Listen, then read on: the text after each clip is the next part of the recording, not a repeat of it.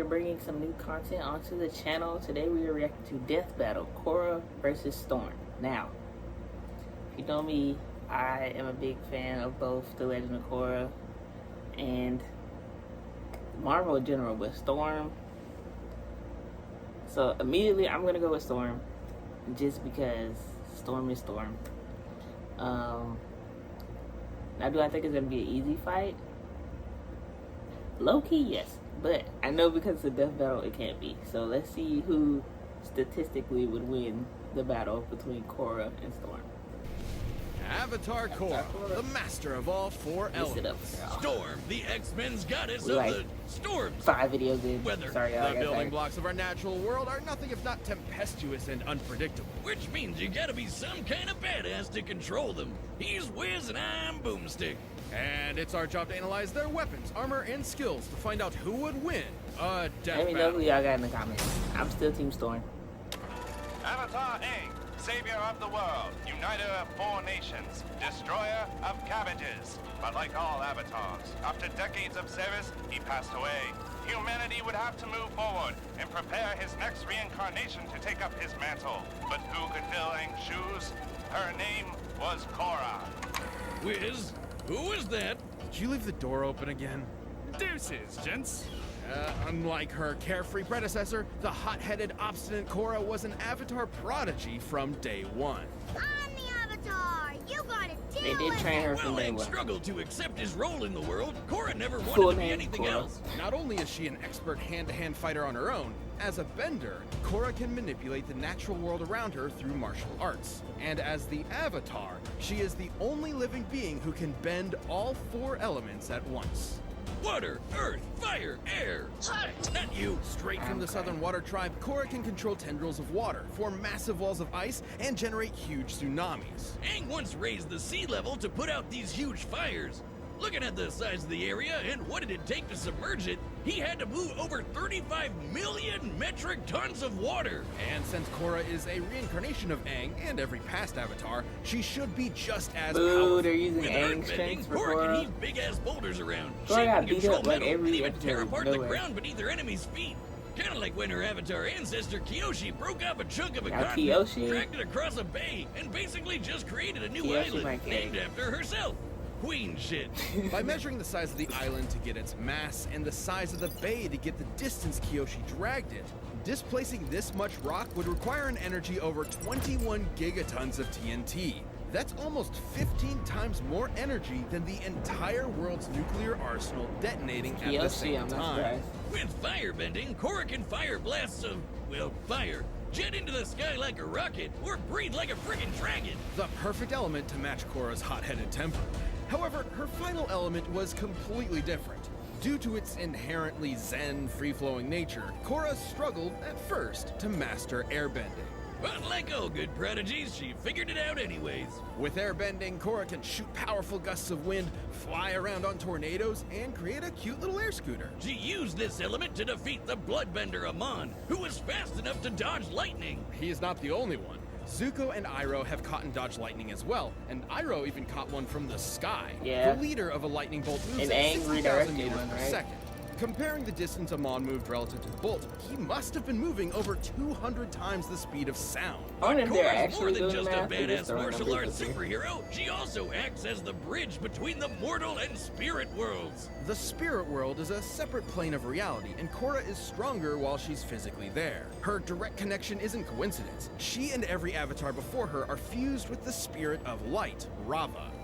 Every time the avatar dies and reincarnates, Rava searches out the spirit to bond with their new body, a staple of Hindu and Buddhist cosmology.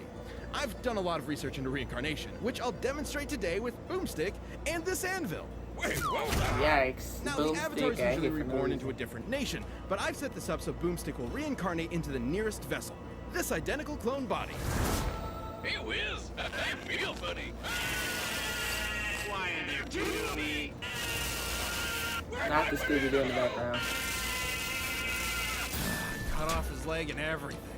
Speaking of messing with your soul, Korra can remove or restore your bending, bring her past lives for advice, and tap into the kick-ass Avatar state. The Avatar state massively boosts Korra's raw bending power, turning her into effectively a demigod and the de facto most powerful being on the planet, if she wasn't already. Despite that, Korra's no stranger to failure. She was severed from her connection to the past avatars and was almost killed while in the Avatar state, which would have ended her cycle of reincarnation entirely. That last brush with death left her physically and emotionally crippled for years. Even after physical therapy, her fiery spirit struggled to reignite. Korra's entire identity was wrapped up in being the Avatar, all the way from day one. And the biggest trials she had to face were when her place in the world was challenged. Would everyone be better off without an avatar? To get a little or bending refresh at in my all? memory, But because I Korra's honestly nothing haven't if watched not one it. hell of a fighter. I watch No matter Avatar what pretty life threw at consistently. her, she always got back up Korra- to kick ass. Korra On and once off. blocked an energy blast from a giant spirit cannon, which created this massive crater in the center of Republic City, and almost killed everyone. Taking a look at the width and depth of this crater, and assuming it was all vaporized, Korra must have held back a blast worth almost 6 megatons of TNT. More queen shit. And during harmonic convergence, Korra tapped into enough spirit energy That's to turn into Kiyoshi a coming giant kaiju and battle the dark avatar Unalaq for the fate of the world. Wes, I told you, we don't talk about season 2. Okay, 1 was cool. From taking down That's anarchist fair. revolutionaries to fascist empires, Korra proved herself as an avatar worthy of her forebearers. With her teammates Mako and Bolin, teachers like Tenzin and Toph, and badass girlfriend Asami by her side, there was nothing she couldn't do. Queen shit? Queen shit. Come on, little girl. Give me your best shot. Weave. Chump. Alright, Boomstick. now the Do storm. you know what happens to a person who's struck by lightning? The same thing that happens to everything else? You got it. Do you know what happens to white-haired mutants whose parents are killed by a plane crash? They become badass weather witches. After Aurora Monroe's parents were she was forced to fend for herself on the streets of Cairo under the tutelage of Ahmed El-Jabbar. The life of a street rat wasn't doing it for Aurora, so she took off across the Sahara in search of a real home. And that's when she began to master her mutant powers. In the same way that Homo sapiens, humans, evolved from earlier hominids like Homo erectus. Go ahead. From my queen of Wakanda, I Homo always forget superior, about or her in Black mutants, Panther. are an offshoot of regular humans. They possess the X gene on their 23rd chromosome that effectively grants them superpowers. But it's a lottery. You could end up like old Beak here. Ugh. Or you could end up like Aurora and possess complete control over the weather itself, while being super hot, unlike Beak. Beak! No. No! For all she knew, she was a goddess sent straight from heaven. And that's exactly what the local tribes thought when she arrived in her ancestral Kenyan homeland. Aurora's mutant gene allows her to psionically manipulate the atmosphere, capable of summoning a hurricane with less than a conscious thought. When she does feel like using conscious thoughts, something Wiz tells me I struggle with, Aurora can create storms that cover the entire Earth. Her weather manipulation I isn't just just feel like powerful, Storm but has it, I precise. don't know. She can call upon massive tidal waves, conceal herself in fog, and even generate localized blizzards cold enough to freeze lava. She can summon bolts of lightning, even ones that are continents away, or generate electricity inside your brain. They're gonna say Korra can And redirect she her once lightning zapped right there. Cyclops with enough lightning to restart an artificial sun called the Ring of Fire, a name that reminds me of the morning after Taco Tuesday. Encircling the planet Polemarchus, the Ring of Fire provided all the same energy as a regular star. But her favorite element is probably wind. With it, she can blow people away with tornadoes, suck the air out of a person's lungs, and generate enough lift to fly. She once flew fast enough to reach the edge of Earth's atmosphere from ground level in just a few seconds. By measuring the angle and size of the Earth to get the distance and estimating a time frame of about 5 seconds, Aurora had to have flown at 4,000 times the speed of sound. She can even manipulate solar winds to fly through space. Unlike winds on Earth, which are just the movement of air molecules through the atmosphere, solar winds are streams of charged She's particles, goated. mostly electrons Oh and my protons, ejected Korra from the Big sun. Storm. Almost as crazy as how she can Never breathe in the watched that vacuum movie. of That's space. okay. She creates a mini atmosphere around herself by gathering, stray hydrogen atoms. Atoms, those are like really small last time I checked. Are these writers just giving her whatever powers they want Yes. now? How is that weather? Aurora's abilities apply to any atmospheric conditions, whether they be in outer space or alternate dimensions. Essentially, anything even remotely considered weather. Man, I wish I had crazy writers giving me random superpowers just because it's funny. That'd be awesome. Well, anyways, I'm gonna go use my rocket hands I've always had to get my beer out the fridge. Away! Perhaps her most useful ability, though, is to sense changes in the weather with a pseudo-sixth sense. Aurora literally sees atmospheric patterns and energy as colors, She's with gonna the world cook Korra as her because she can canvas. see She's what so she's gonna good do with before it, she she does could it. track a jet flying over New York while She she can was see it. fighting the Shadow King in Wakanda. That's on the other side of the planet. Yeah, no wonder everyone thought she was a goddess. She is. Aurora enjoyed all the worship and admiration until the day she was contacted by an American, Charles Xavier, with an interesting proposal. I'm gonna make him an offer he can't refuse. Join the X-Men. Oh, pretty please. They were eaten by this living eyelid. It's a long story, but we're short-staffed. Xavier founded the X-Men as a team of mutant superheroes that would attempt to mend race relations between Homo sapien and superior through non-violent means. Because what better way to teach kids in the 60s about the civil rights movement than with a bunch of good-looking lily-white teenagers with superpowers from upstate New York? Feeling she had spent enough time blessing the rains down in Africa, Aurora agreed and was assigned the codename Storm. And she more than earned the spot. She's proven herself worthy to wield Mjolnir, led a war against the Inhumans, and even survived a blast from her own lightning. This is impressive considering her lightning is powerful enough to match Polaris, who once used her powers to punch through Earth's crust all the way to the planet's core. Assuming she pulverized a cylinder of Earth all the way down, she had to have exerted over 15 teratons of TNT. She once beat the mutant Callisto in unarmed combat, and Callisto has apparently mastered every single martial art known to man. Despite her unbelievable power, Storm has trained extensively in hand-to-hand combat. Get it? It also probably didn't hurt that she's fast enough to dodge literal beams of light.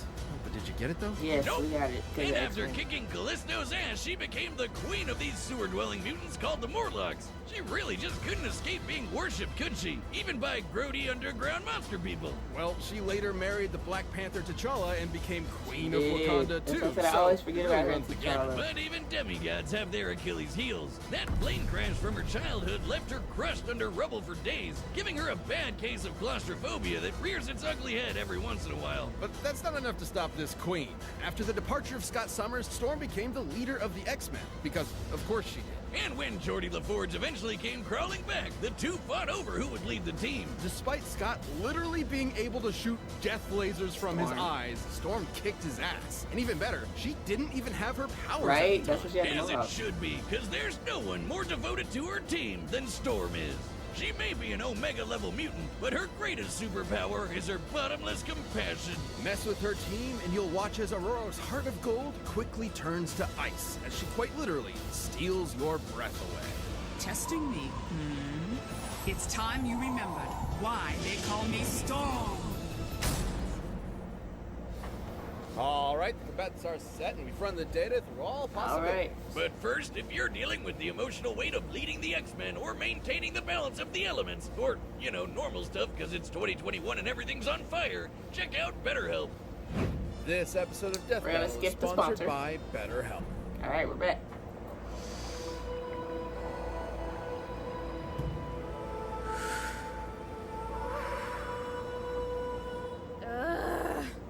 I'm so bored.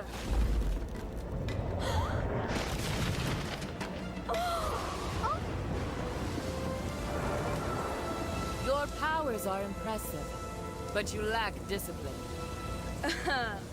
I'm the Avatar, master of all elements. You want to see for yourself? Yes, I want to see Of Storm course, drop kick Avatar. Korra. I'll show you what an X-Men can do. Okay.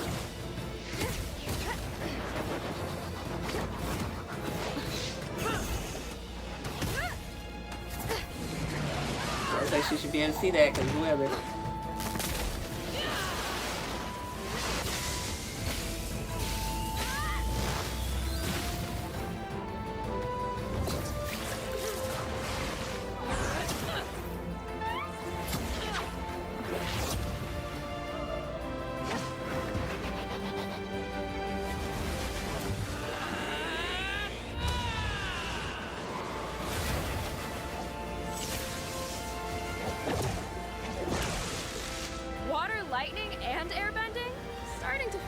less special.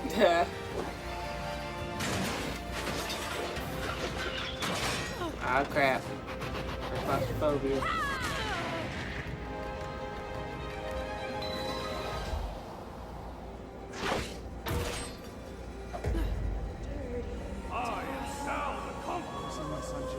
Mutants keep finding me. Not Sonic walking fast. Where am I? Who are you? Answer me! My Storm. Got it fast. Snap back. Gotta get out. Gotta get out. Scott, Jean, Logan. I won't let you There we down. go. My cabbages. They'll never be saved. W editor. Whoever put the cabbage man in there. You're no bender. She can freeze lava.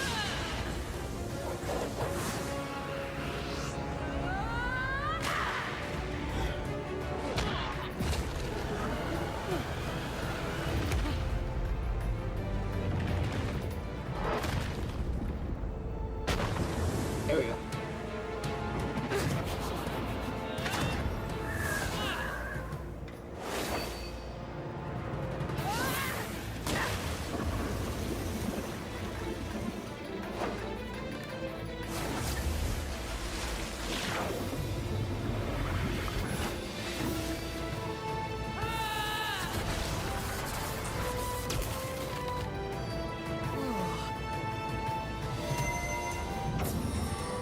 Alright, captain the spirits.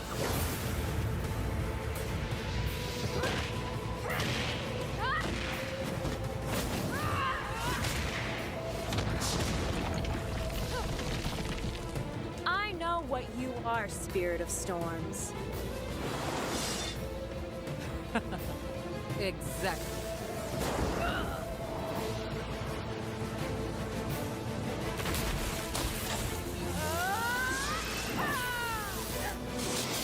Oh yeah, of course, good.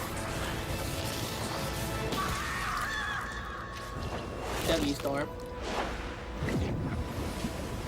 As she should. You As she fought should. nobly, Avatar. Watch them go home chill in Wakanda. KO! I think I just queen shit myself. This fight wasn't totally straightforward. Korra can dominate most fighters pretty easy with her raw bending power and martial arts skills, especially with the Avatar state. Did he just bend Not even out some of of the nowhere? best benders on the planet like Zahir and Kuvira could stand up to her at her best. However, despite Korra's awesome Avatar powers, she found herself outmatched by Storm's skill, precision, and overwhelming force. For instance, Storm's massively hypersonic flight and ability to sense and control weather across the planet meant she could always fight safely from a distance. Korra's trained in martial arts from birth, but even if she did manage to get in close and fight hand to hand, Storm's experience with the X-Men and defeating Callisto meant she could keep up. While Korra may have fought people who can dodge lightning, Storm can dodge literal beams of light. Even just using her flight speed exiting the atmosphere, she'd still be nearly 20 times faster than Korra. What can I Korra did have say? access to elements like fire and earth that Storm didn't. If she somehow found out about Storm's claustrophobia, she could theoretically trap her in some rocks to exploit it. But Storm would be more than powerful enough to just break out. Her lightning was strong enough to match Polaris, who punched a hole in the earth all the way down to its core. Yeah, ultimately, Storm was just way more powerful. Remember that planet-sized storm she created? Well, I know clouds are lighter than air, but those are a shit ton of clouds and need a lot of work to move around. By measuring their volume and the speed at which they moved, the energy Storm needed for this would be over 500 exatons of TNT, about 250 times Yeah, more Korra had powerful nothing than what on Korra Storm. could output. And considering this is the same woman who was powerful enough to reignite an artificial star, results like that aren't outliers. Even taking the fight to the spirit world wouldn't have helped, considering Storm has manipulated alien weather from outer space and alternate dimensions. She'd have no problem adapting there. And considering Storm's powers are genetic in nature, not spiritual, Korra would not Genetic be in able to nature. depower her with energy bending. Korra can't And none of compete. that is counting the ways Storm Sorry. could have ended the fight right off the bat, like sucking the air right out of Korra's lungs or generating a lightning storm in her brain. Korra was a tenacious, unrelenting opponent, but Storm's massive range, precise control, deadly skill, and unbelievable power Going won ahead her off is this kind of crazy fight. though. Don't get bent out of shape. That I didn't think Korra they were just gonna do. couldn't weather the storm. The winner is Storm. Storm won. I'm not surprised. Let me know if y'all were surprised. Me personally, y'all know I picked from the beginning. This was fun. I'd actually watch more of these. So let me know what other death battles I should watch. I see they have a ton of them. So I'll probably go through, pick some more. I feel like this one, maybe it's just me because I like Storm. I feel like this one was more obvious. Pick some that I really don't know and just pick a random character and see if I'm right. But make sure to like, comment, and subscribe. I will see y'all in the next video. If you're interested in some gameplays, check out them on the channel. I have Zilla Zone Zero, Overwatch, X Defiant, Batman, whole plethora of gaming videos on this channel. So just scroll through, find what you like, watch it. But road to 100 subscribers.